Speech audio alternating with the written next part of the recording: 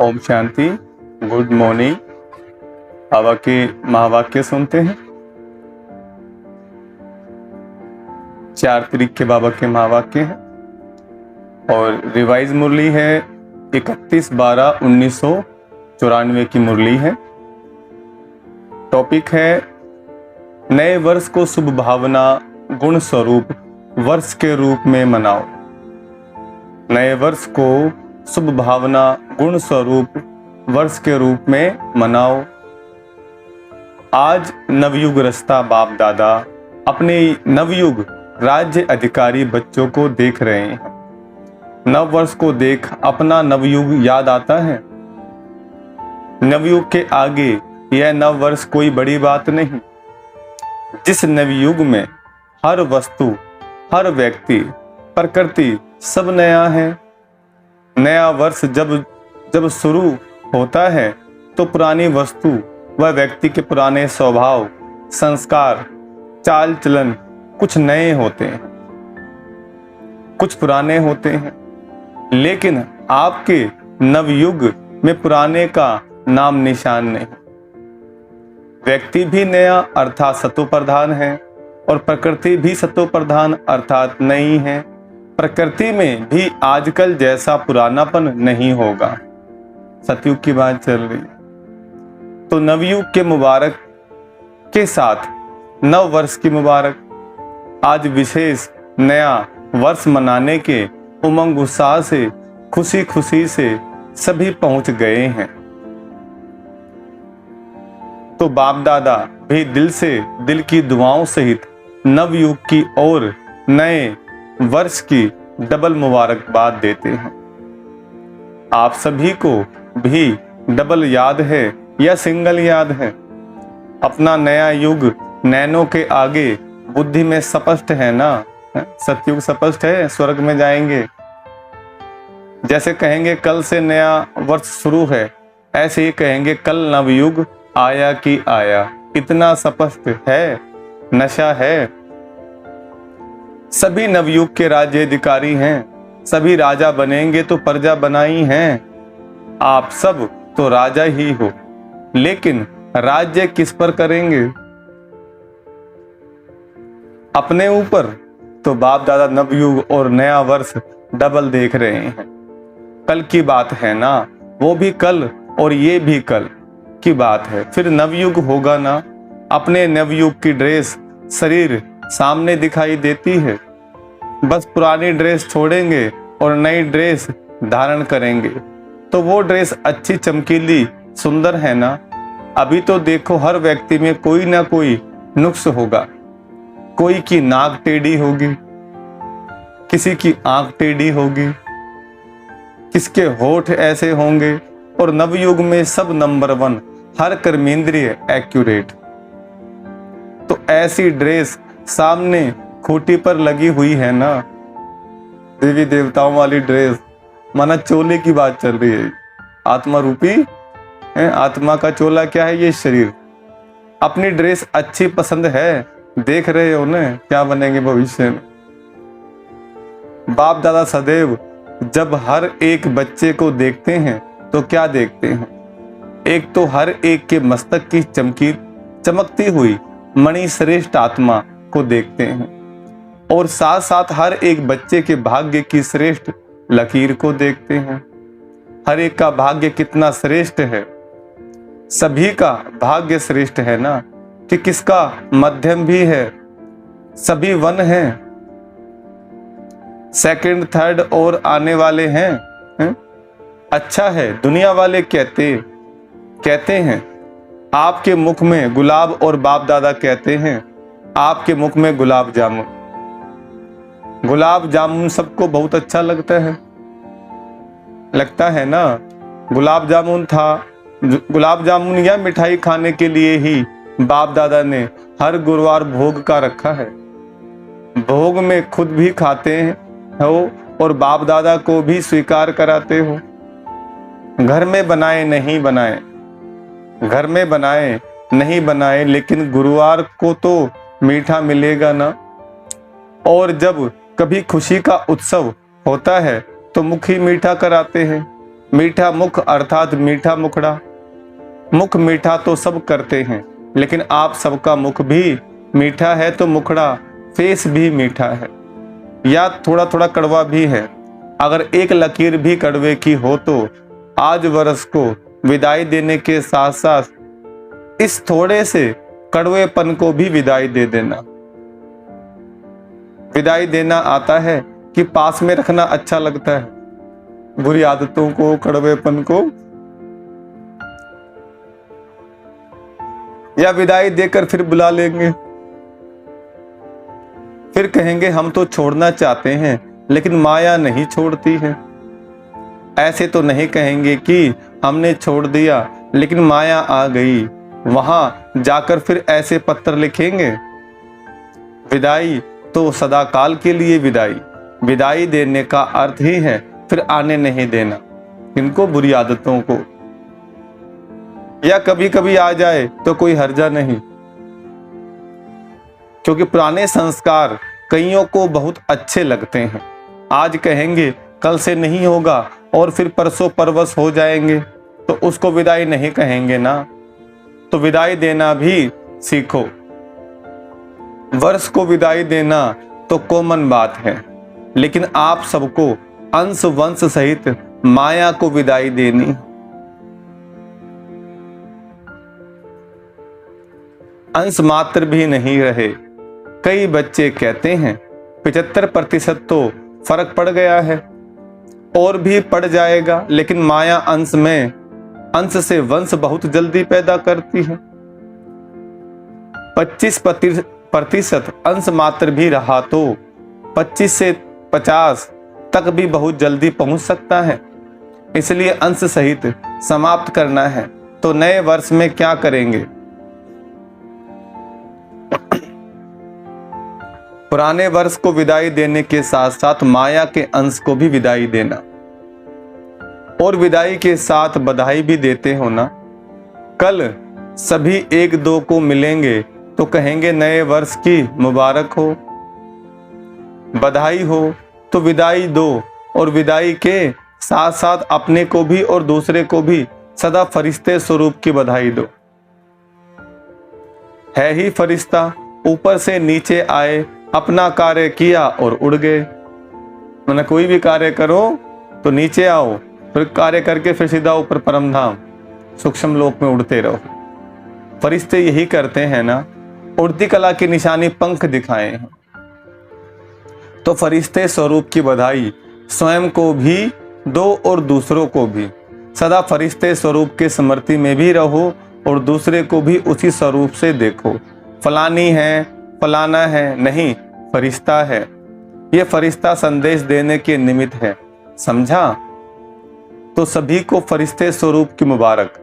चाहे कोई कैसा भी हो, लेकिन दृष्टि से सृष्टि बदल सकती है। दृष्टि से सृष्टि बदल सकती है, नजर से नजारे बदल सकते हैं।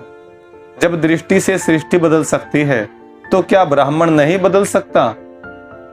आपकी दृष्टि स्मृति हर आत्मा को बदल देगी। माना हमारी जो सोच है, हमारा जो नजरिया है, वो नजारे बदल देंगे। बाप दादा को कभी कभी बच्चों पर हंसी आती है, आप लोगों को भी अपने ऊपर आती है।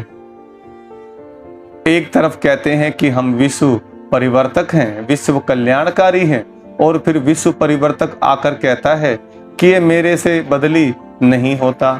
अपने प्रति भी कभी रूह रिहान में कहते हैं, चाहते ही ये नहीं करें, फिर भी कर लेते हैं। तो विश्व परिवर्तक और स्वयं के लिए ही कहें कि मैं चाहता हूं लेकिन कर नहीं पाता हूं, तो उसका टाइटल क्या होना चाहिए? उसको विश्व परिवर्तक कहना चाहिए या कमजोर कहना चाहिए? गीत सुनाते हैं ना, क्या करें कैसे करें पता नहीं कब होगा। यह गीत बाप दादा तो सुनते हैं ना। जब विश्व परिवर्तक है, विश्व कल्याणकारी है, तो क्या कोई आत्मा को नहीं बदल सकते?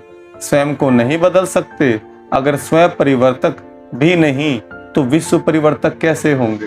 अगर अपने आप को परिवर्तन नहीं किया तो अपने संगी साथियों को परिवर्तन नहीं कर सकते।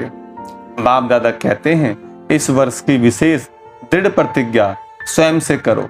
प्रतिज्ञा का अर्थ ही है कि शरीर चला जाए, लेकिन जो प्रतिज्ञा की है वह प्रतिज्ञा नहीं जाए।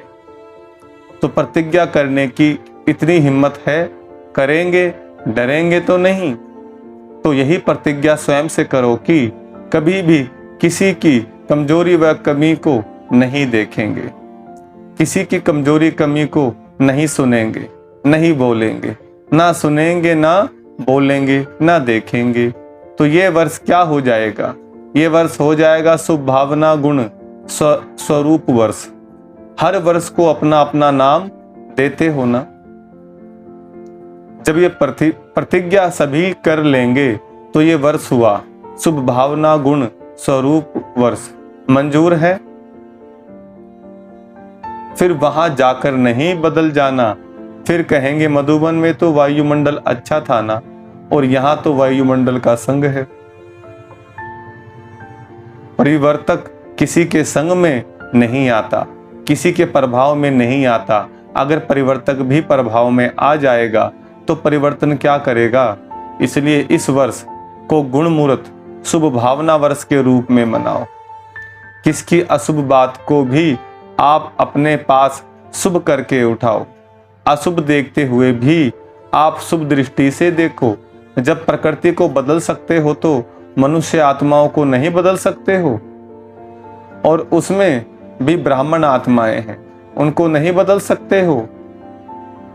जब सबके प्रति शुभ भावना होगी तो कारण शब्द समाप्त होकर निवारण शब्द ही दिखाई देगा।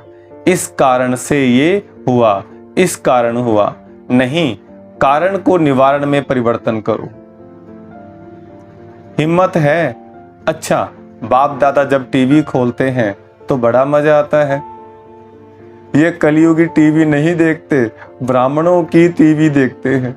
कौन बच्चा क्या क्या कर रहा है, क्या एक्टिंग कर रहा है। ऐसे नहीं आप लोग वह टीवी खोल लो, ऐसे नहीं करना। तो जब बच्चों का खेल देखते हैं तो बहुत मजा आता है। मिक्की माउस का खेल तो करते हो ना। थोड़े टाइम के लिए कोई शेर बन जाता, कोई कुत्ता बन जाता। जिस समय क्रोध करते हो उस समय क्या हो, चेक करो अपने आप को। जब गुस्सा करते हो तो कैसे बन जाते हो? जिस समय किससे डिस्कस करते हो उसके ऊपर वार करते जाते हो, सिद्ध करते जाते हो, तो उस समय क्या हो? मिक्की माउस ही बन जाते हो ना। तो इस वर्ष मिक्की माउस नहीं बनना, फरिश्ता बनना। मिक्की माउस का खेल बहुत किया। तो ये वर्ष ऐसे शक्तिशाली वर्ष मनाना, क्योंकि समय तो समीप आना भी है और लाना भी है। ड्रामा अनुसार आना तो है ही, लेकिन लाने वाले कौन हैं? आप ही हो ना, कोई और तो नहीं। दूसरी विशेषता इस वर्ष में क्या करेंगे? नए वर्ष में एक तो बधाई देते हो और दूसरा गिफ्ट देते हो। तो इस वर्ष नए वर्ष में सदैव हर एक को जो भी जब भी संबंध संपर्क में आए, चाहे ब्राह्मण परिवार चाहे और आत्माएं हो, उन सबको एक तो मधुर बोल की गिफ्ट दो, स्नेह के बोल की सौगात दो, और दूसरा सदैव कोई ना कोई गुण की शक्ति की सौगात दो। यह सौगात सेकंड में भी दे सकते हो। ऐसे नहीं कह सकते हो कि टाइम ही नहीं मिला। ना लेने वाले को टाइम था, ना देने वाले को टाइम था। लेकिन अगर अपनी श्रेष्ठ भावना, श्रेष्ठ कामना की वृत्ति है तो सेकंड के संकल्प से, दृष्टि से, अपने दिल की मुस्कुराहट से सेकंड में भी किसी को बहुत कुछ दे सकते हो। जो भी आवे उसको गिफ्ट देनी, खाली हाथ नहीं जावे। तो इतनी गिफ्ट आपके पास है कि 2 दिन देंगे तो खत्म हो जाएगी। सभी का स्टॉक भरपूर है। बाबा कह रहे बच्चे बहुत आएंगे तुम्हारे पास सुख शांति लेने, प्रेम लेने हैं, तो अपने आप का स्टॉक भरपूर कर लो, बाबा से लेते जाओ, और औरों को जब देने का समय आए तो फिर कमी ना पड़े। कि कोई का स्टॉक थोड़ा कम हो गया है, बाबा पूछ रहे हैं, जिसके पास कम हो वो हाथ उठा लो।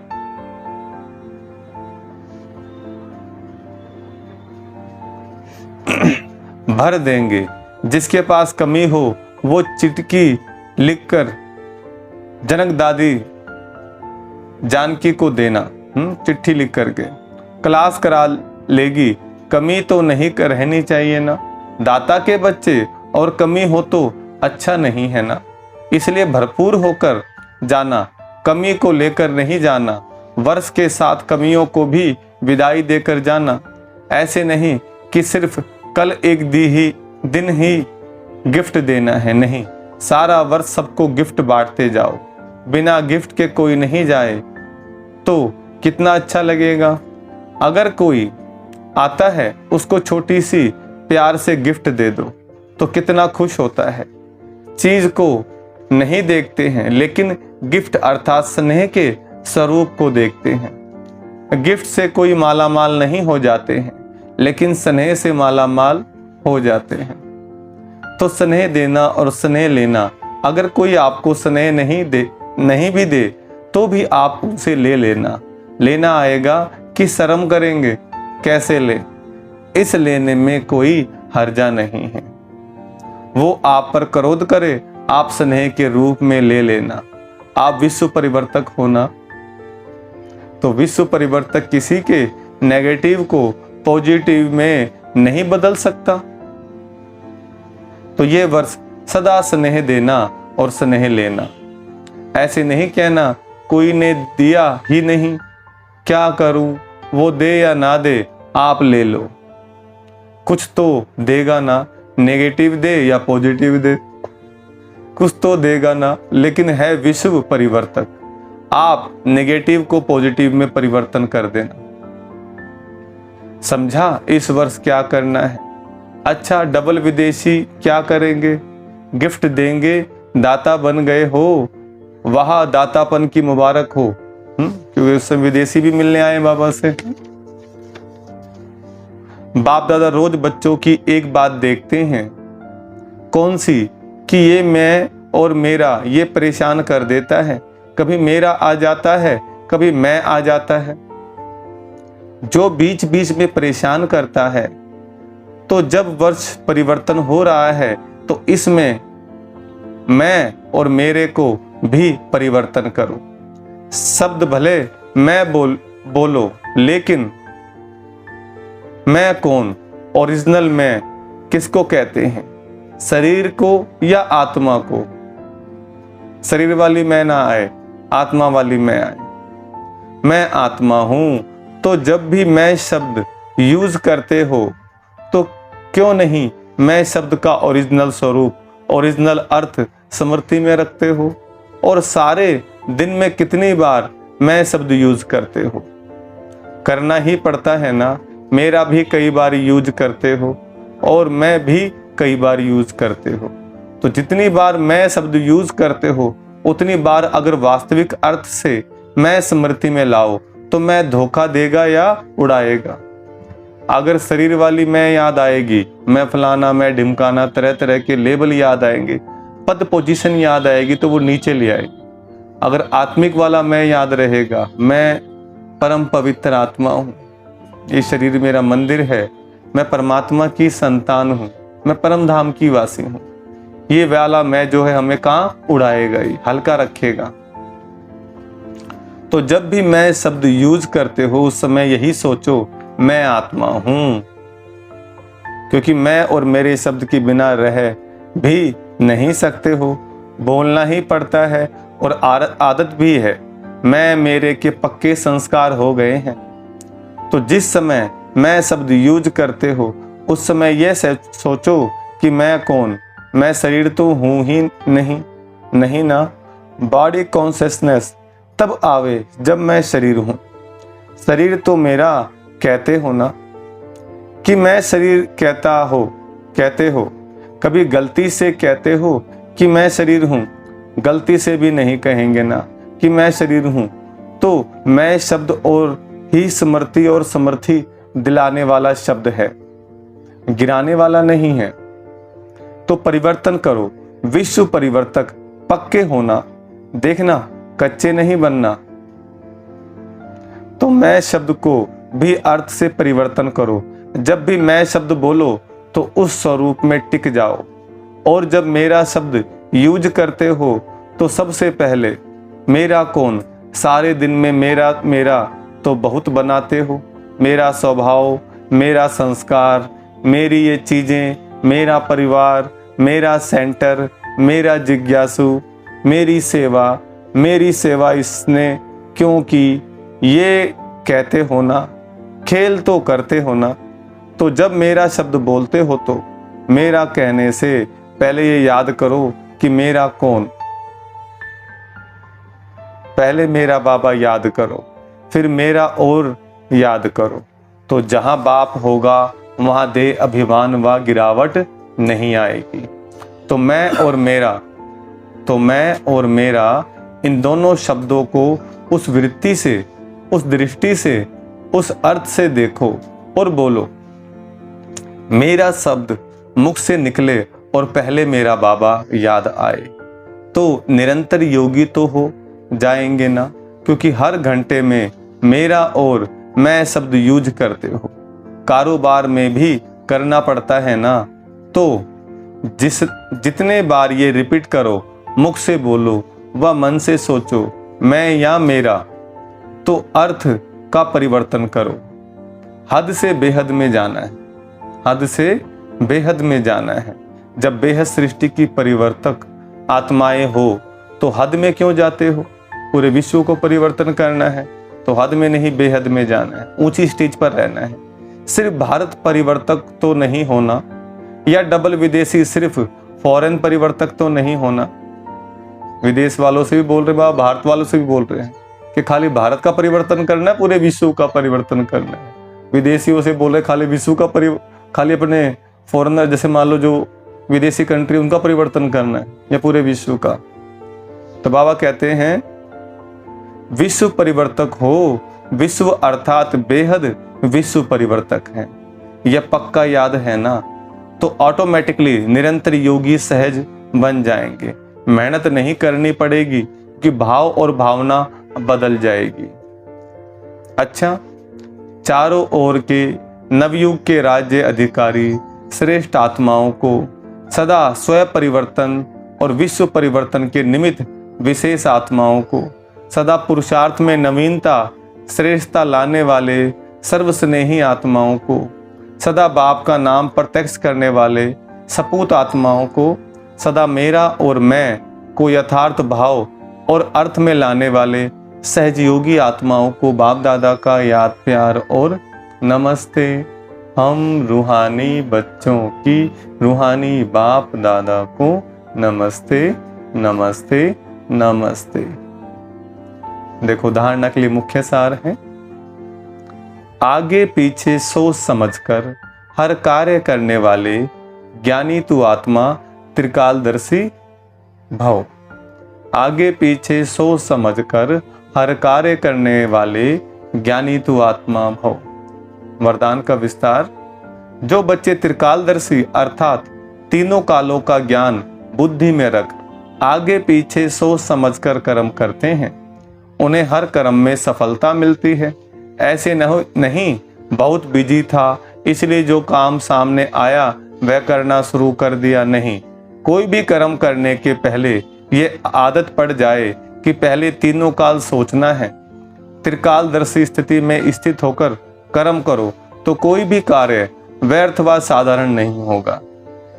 त्रिकालदर्शी स्थिति में स्थित होकर कर्म करो तो कोई भी कार्य व्यर्थ व साधारण नहीं होगा। ज्यादातर क्या होता है, कई बार करके पछताते हैं, मेरे से ये गलती होगी। तो पहले सोचो, बाबा को याद करो और श्रीमत के अकॉर्डिंग कर्म करो तो फिर करके पछताना नहीं पड़ेगा।